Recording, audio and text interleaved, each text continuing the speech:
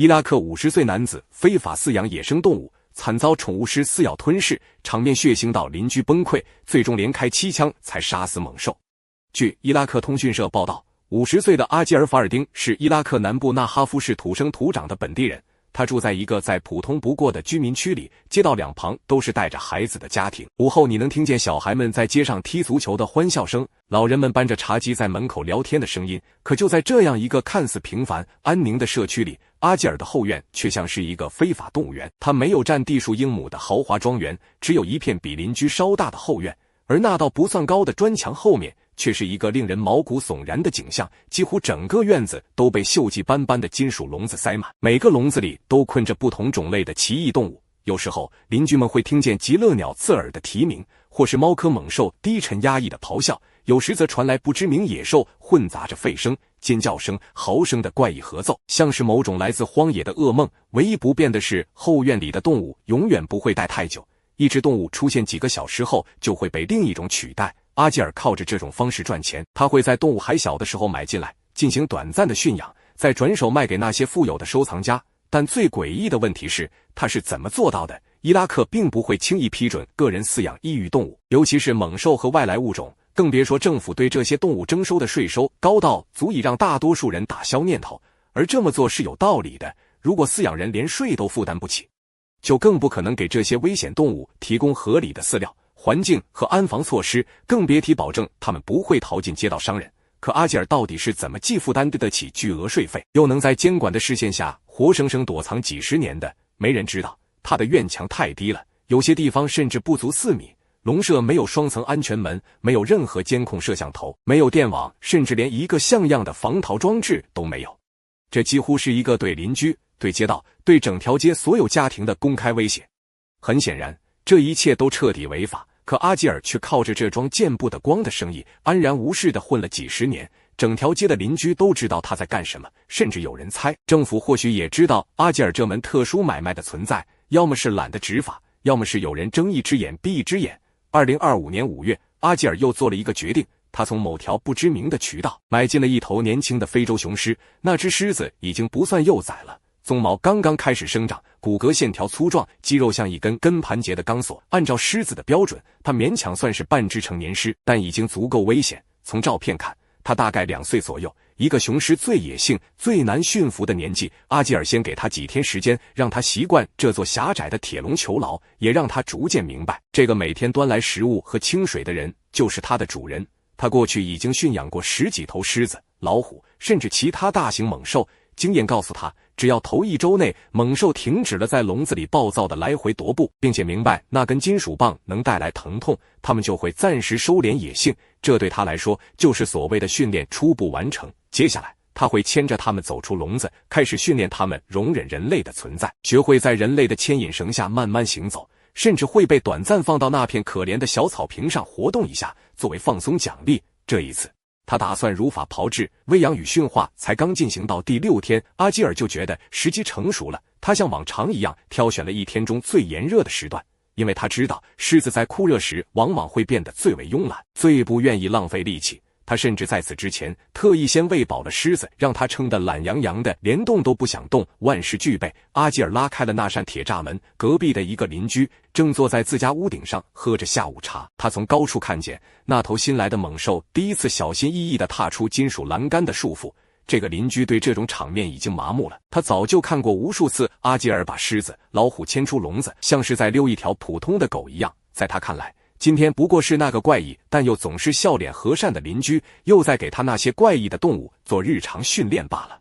阿基尔手里紧握着那根熟悉的铁质鞭杖，神情依旧自信，仿佛这场训练不过是他过去几十次驯狮经历的又一次重复。然而就在狮子刚迈出笼门的那一瞬间，整个后院像被扔进一块巨石的湖面，骤然掀起波澜。角落里的2只狐狸惊吓过度，炸毛似的窜起，喉咙里挤出尖利到发颤的哀鸣。2匹斑马更是乱蹦乱撞，嘶鸣声夹杂着沉闷的啼声，在狭小的空间里回荡得刺人心神。短短1秒，整个后院沸腾成一片混乱的噪音漩涡。这种突如其来的混乱直接点燃了他骨子里的野性与战斗本能。他4肢刚踏出笼门，旁边就是那个手握铁棍的人类，于是狮子的怒火爆发，他猛地绷紧后腿，肌肉像拉满的弓弦，嗖的一声向前扑去，动作快到肉眼几乎无法捕捉。阿基尔只来得及本能地抬起那根细细的金属棍，用尽全力抽向狮子的脸。然而那点力道对这头2岁亚成年雄狮来说根本连疼都算不上，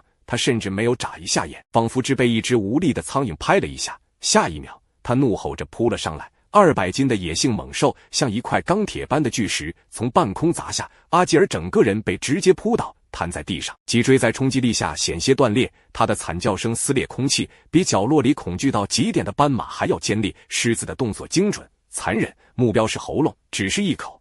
獠牙就精准刺进颈动脉，像剪刀一样撕开血肉。阿基尔的恐惧尖叫瞬间被生生掐断，喉咙里只剩下破碎的气声。他拼命抓住狮子稀疏的鬃毛，食指死死扣住，徒劳地想把它从自己脖子上拽开，可手指根本无法撼动那钢铁般的颈部肌肉。生命正以肉眼可见的速度从他体内飞快流失。屋顶上的邻居手里的茶杯哐当一声摔碎在地，滚烫的茶水四溅在脚边，他整个人猛地弹了起来，心跳仿佛一下子停顿。在狮子扑向阿基尔的那一刻，他的反应几乎和猛兽一样迅速。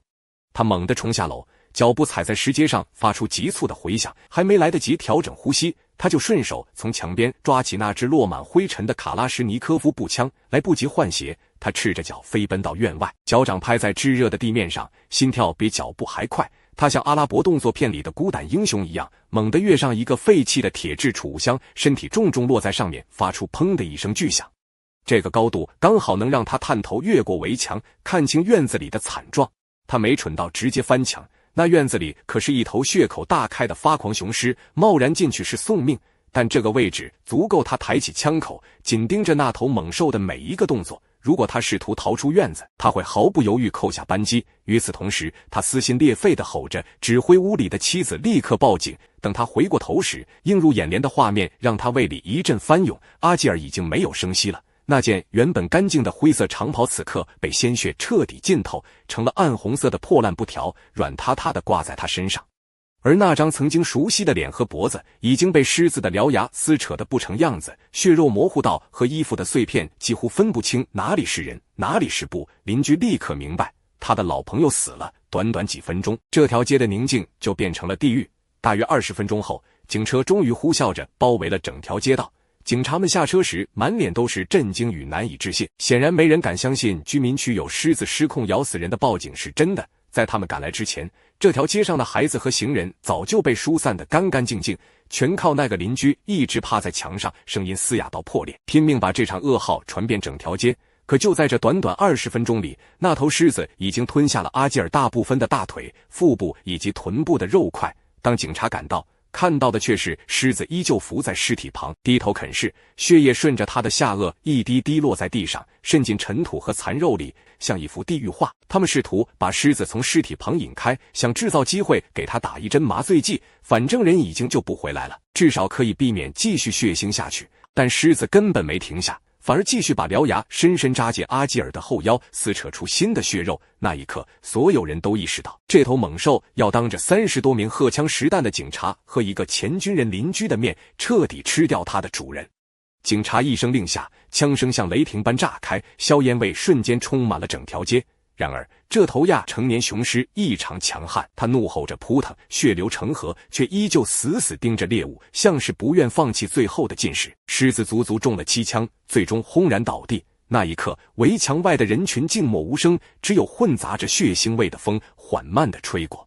直到今天，这位邻居依然懊悔不已，如果他在最开始就直接开枪，而不是等警察到来，至少阿基尔的家人还能看到一个相对完整的遗体，而不是最终得到一具破烂不堪的残骸，以及一箱从狮子胃里掏出来的碎骨与烂肉。伊拉克政府至今没有给出任何解释，为何阿基尔能把这场危险的生意经营多年，竟然从未被检查过，更没人关心。这种事就发生在一个住满了带小孩家庭的居民区里。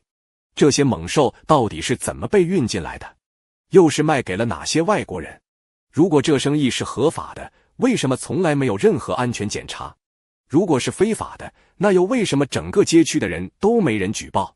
但其实这些问题的答案已经不重要了，因为真正可怕的是，如果这件事能在纳哈夫持续这么多年，毫无阻碍，那肯定是得到认可的。阿吉尔家中还有更多被关在破旧笼子里，没有得到任何适当照料的猛兽，他们日复一日地忍耐饥饿和幽闭，他们就像一颗颗随时可能爆炸的定时炸弹，总有一天会把致命的报复降临在他们的囚禁者身上。